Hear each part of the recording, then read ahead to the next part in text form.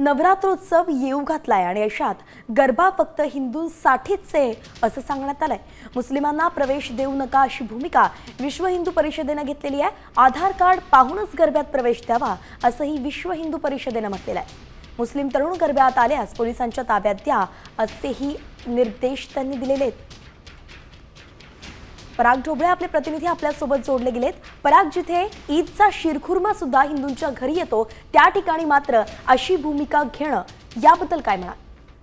नक्कीच खरं तर अशा पद्धतीची भूमिका घेणं हे थोडंसं नक्कीच सामाजिक सलोखा बिघडण्याचे प्रश्न उपस्थित करतो। पण विश्व हिंदू परिषदेची ही गेल्या अनेक वर्षांपासूनची भूमिका आहे की हिंदूंचा सण असतात आणि त्यामुळे जर गैर हिंदू तिथं जात असेल तर खरं तर मोठ्या प्रमाणात महिला असतात, गैरप्रकार होऊ शकतात, त्यामुळे आधार कार्ड पाहून प्रवेश द्यावा अशा पद्धतीची भूमिका दरवर्षी विश्व हिंदू परिषद जी आहे ते नवरात्रीपूर्वी मांडत असते आणि तशाच पद्धतीची भूमिका जी आहे ते आज सुद्धा पत्रकार परिषदेत मांडणार आहे।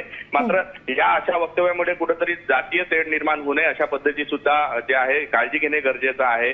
खरं तर अनेक जण हे मोठ्या सलोख्याने सगळेच धर्माचे लोक एकत्र येऊन सण साजरे करत असतात। मात्र विश्व हिंदू परिषदेची भूमिका आज कशा पद्धतीने मांडते, कारण की दरवर्षीची भूमिका असल्यामुळे यावेळेस काय वेगळ्या पद्धतीने मांडते हे आता पाहावं लागणार आहे। अर्थातच पराग, धन्यवाद सविस्तर अपडेटसाठी।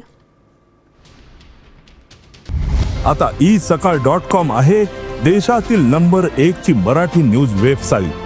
प्रत्येक अपडेटसाठी isakal.com ला नक्की भेट द्या।